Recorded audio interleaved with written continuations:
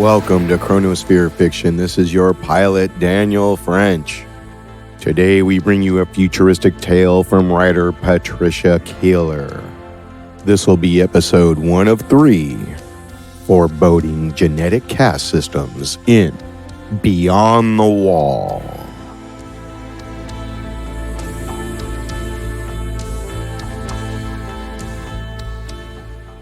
The year is 2150. Eden is a very modern, futuristic-looking city. It's very clean, full of big, towering buildings. Very white and metallic. There is no color. Just white with some black. There are very sleek, metallic-looking cars, both on the road and flying in the air. There are also people walking along the roads. They're all tall, athletic, beautiful-looking people. No one looks over the age of 50. However, they are wearing bland, white, gray or black uniform type of clothes. There is no individuality, and again, no color. We focus on one apartment. Like everything else in Eden, it is white, quite bland, rather characterless. We enter the kitchen. There is a man, a woman, and a young girl of about 18. The man and woman only look about 40. They are the girl's parents. The family is sitting around the breakfast table. The man is Jonathan Clark, with his wife, Judith Clark, and their daughter, Meagan Clark. Aren't you excited, Meagan? Your prom is in just under a month. No, I'm a bit nervous. I could hardly wait when I was your age. I don't know. You don't know what, Meagan? Surely, this is the moment all of you youngsters have been waiting for. But were you nervous, Mum, on prom night? A little, if I'm honest. But it all turned out for the best, though. I was pleased with the choices made for me. I got your father. And a job at the Ministry of Information. What if I don't like the husband or career chosen for me? Have a little faith, child. The ministry knows you better than you know yourself. These evaluations are never wrong.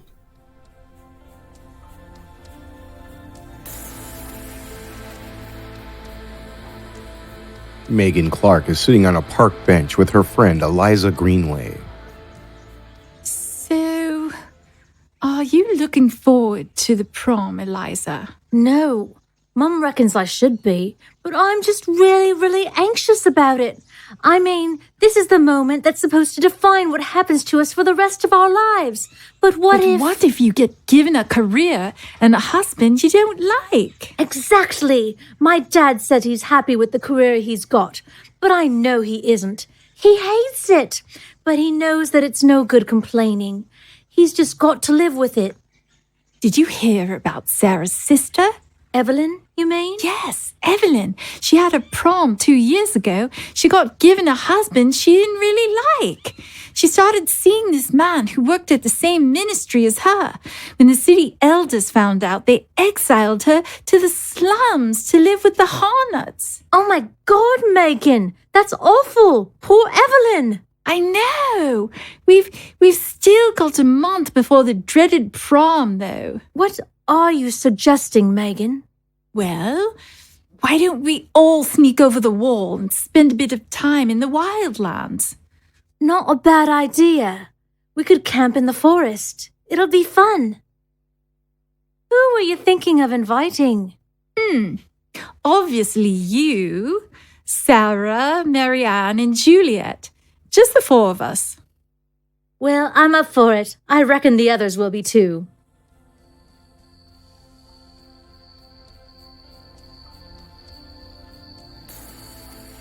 Meagan and ELIZA, as well as 3 other girls of about 18, Sarah, Marianne, and Juliet, are all walking towards the city walls. They're all carrying rucksack-type bags over their shoulders. It is late evening, quite dark. The area is poorly lit, and no one else is about.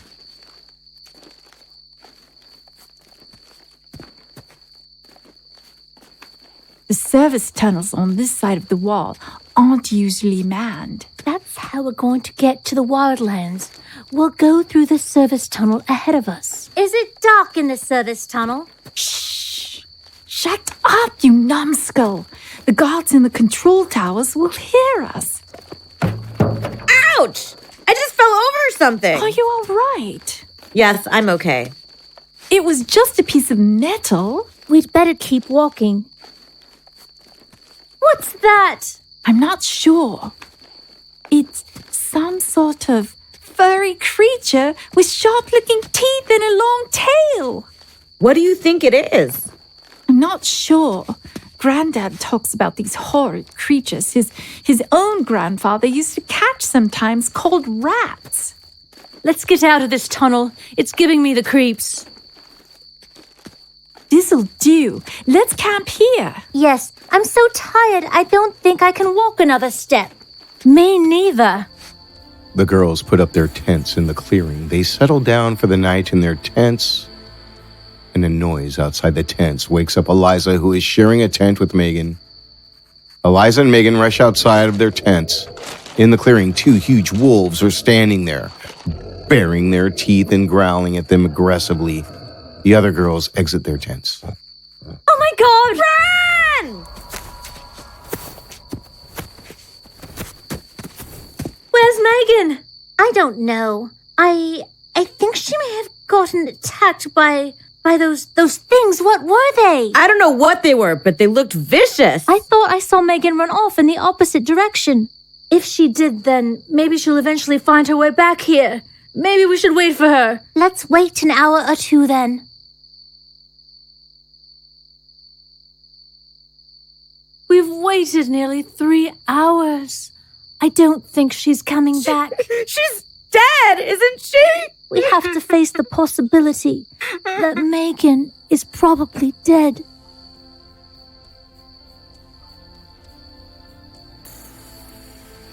Meagan is lying on the ground in the forest. There are 2 wolves sniffing around near her body. She slowly opens her eyes. The first thing she sees is a wolf standing over her. She quickly sits up, terrified, and backs away very quickly to a tree. She is sitting under the tree with her back up against it. She's too terrified to move. The wolves stare back at her, and then they both turn and walk away. One of the wolves turns back to look at her. Both wolves now seem sad rather than ferocious. Judith and Jonathan Clark are at home. They're sitting at the dinner table eating. Suddenly, there's a loud ringing noise.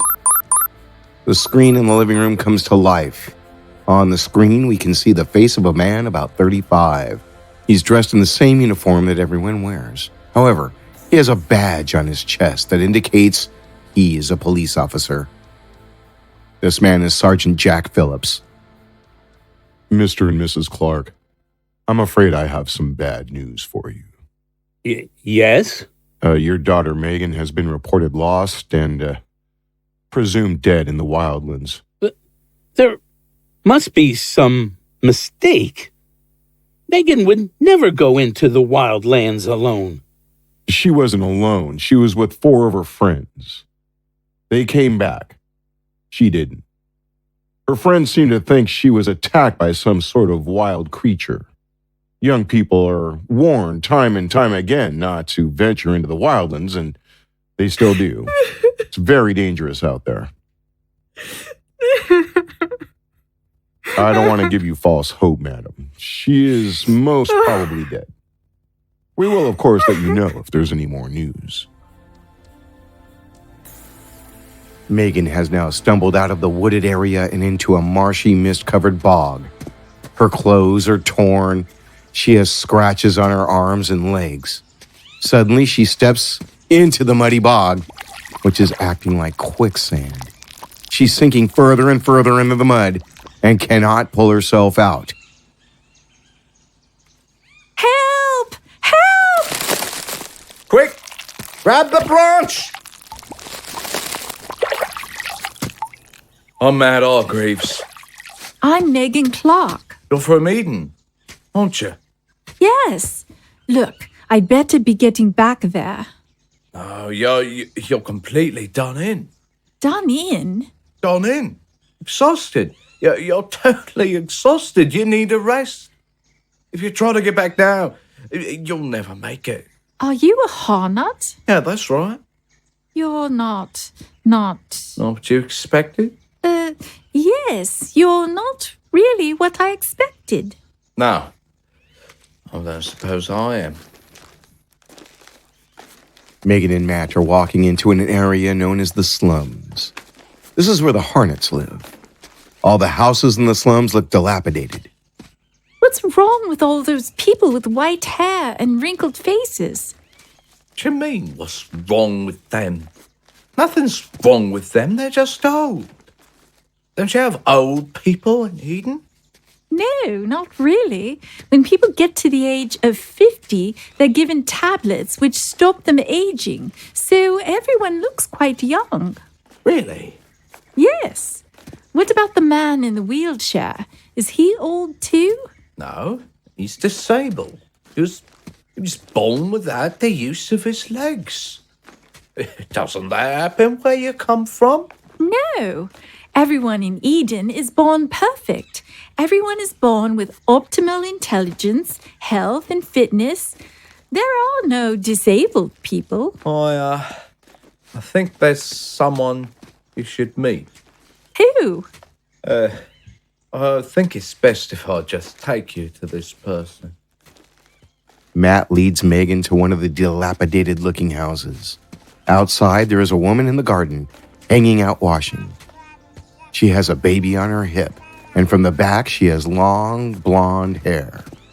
She's wearing scruffy clothes. She turns around at the sound of footsteps. Meagan does not recognize her at first, but after a few moments, she realizes it is EVELYN MARKHAM, her friend Sarah's sister.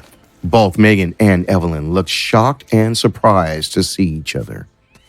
Evelyn? I thought you were dead. You're Sarah's friend, aren't you? What are you doing here?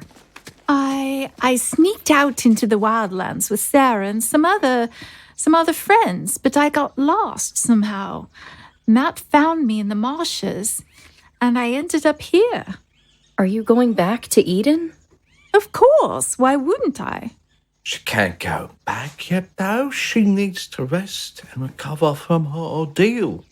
Well, I suppose you can stay with me for a few days. Come on in, I'll make you a cup of tea. What's tea? Oh, I forgot. You don't drink that in Eden, do you? You take Calma pills. You know, I wouldn't touch that stuff now. It numbs your mind and your senses so that you can't feel anything much. Anyway, look, let's go in and I'll make you that tea.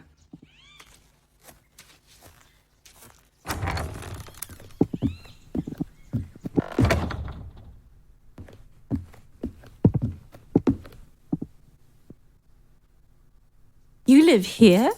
This is your house? Yes, this is my house. What happened to you, Evelyn? Well, I suppose you know I was exiled here for having an affair with a married man. Yes, I've heard the rumors. When the time came for my prom, I was chosen a career and a husband just like everyone else. I didn't mind the job I was given, but I couldn't bring myself to love the man they'd chosen as my husband. I felt trapped, unhappy. So I turned to Michael, an older man who worked for the same ministry. He was kind and understanding, and one thing led to another. But then we got found out and I got sent here. That's terrible. Don't feel sorry for me. It was the best thing that ever happened to me. You see, here you're not forced to marry someone you don't know and don't love.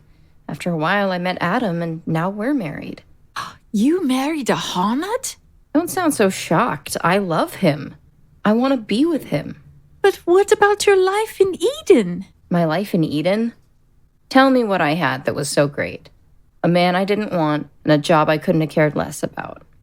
Here I've got a loving husband and a family, and not only that, but I'm learning to be a nurse. I help sick people. It's useful work. But you wouldn't get that because in Eden, everyone is born in perfect health with no genetic illnesses. But here, people get sick. They don't all live to 100. I don't know if I understand, Evelyn. I know you don't get it yet, but if you stay here long enough, you will. Your prom must be right around the corner. Yes, in about a month. My sister Sarah should be having her prom then, too. Yes, she is. Are you looking forward to it? No, I'm feeling pretty apprehensive about it, truth be known. I don't envy you or Sarah. I'm so glad to be out of it. Still, maybe you'll both be luckier than I was. I really hope so, for both your sakes.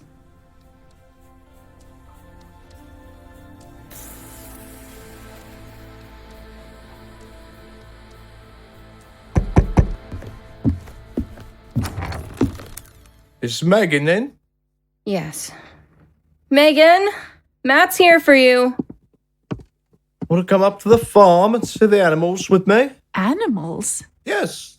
I work on the farm. Oh, okay.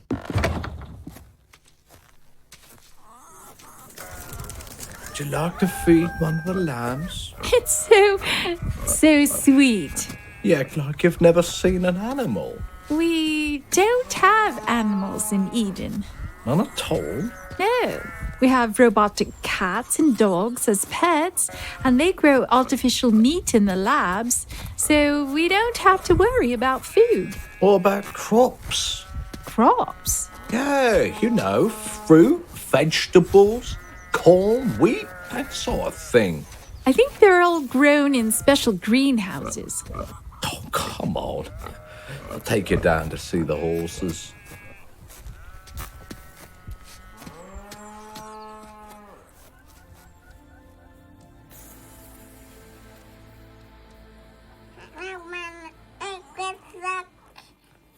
I haven't seen Matt around for a few days.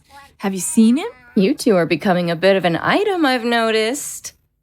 He's not been around much the last few days because he's helping his dad out. On the farm? Listen, don't tell anyone else I've told you this, but Matt and his dad are really worried about the crops. Quite a few of the crops have failed this year. If that happens, I don't know what we're all going to do this winter. Couldn't the Hornets ask the ministry in Eden to help you out? Food always seems to be in plentiful supply there. Eden has never helped the Heartnots to survive, and they're not going to start now. Why do Edenians hate the Hornets so much, Evelyn? Because they consider Heartnots to be less than them, physically and mentally inferior. Every single person living in Eden is the result of generation after generation of genetic engineering. Me and you, we're born perfect in every way, just like everyone else in Eden. All the major diseases have been removed from our DNA. We're all the ultimate expression of the quest for human perfection. Whereas the people here are natural humans, humans who haven't been genetically modified and they're not born perfect. They carry genetic defects. They're not all perfect mental and physical specimens. But how did this division occur? It started happening about 150 years ago.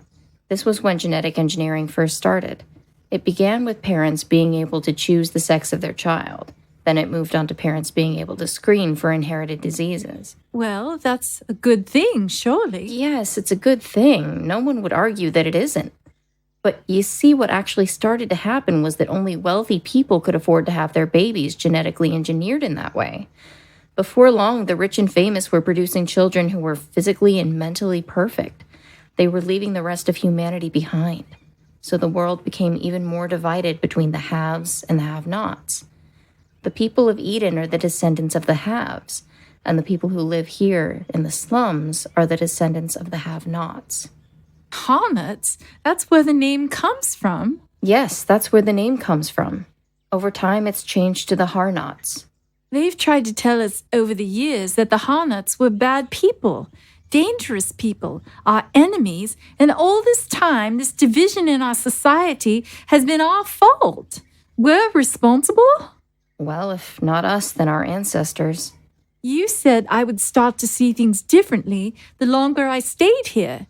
Well, I think you were right. I am starting to see things in a different light.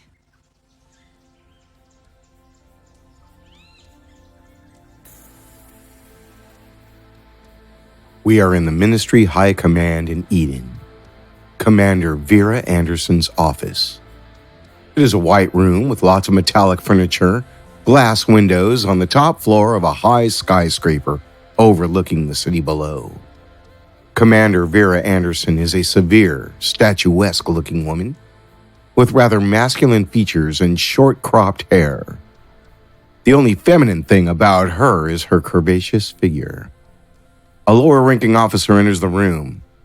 This is Walter Steadman. Do you have any news to report to me today, Steadman? No problems to report except for a couple of incidents regarding the forthcoming prom. What kind of incidents? 5 suicides, a boy who's run off with his sister's friend, a girl who started an affair with her doctor, and we found this. What is it? It's a jacket belonging to that young girl who was reported missing in the wildlands, believed dead. My men found her jacket in the marshy area just beyond the wildlands. We think there's just the possibility that she may have been found by the Harnots and taken to the slums. So she could be alive and living there? Yes. Should we attempt to find her and bring her back? Eventually, but not yet. We need to deal with all these other issues first. Prom season is a very busy one, and one which rarely goes smoothly. We'll wait for the prom and all that it entails to be over with first.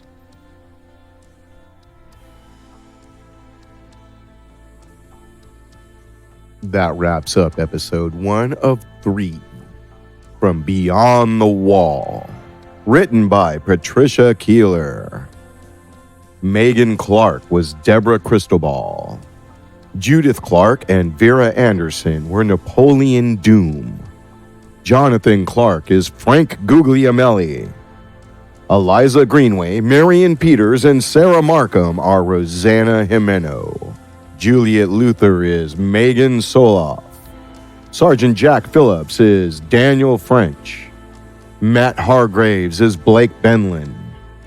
EVELYN Markham is Katelin Curtis. Walter Steadman is Pete Lutz. Please help out Chronosphere Fiction by downloading as many episodes as you can. Subscribe and become a patron at patreon.com/Chronosphere.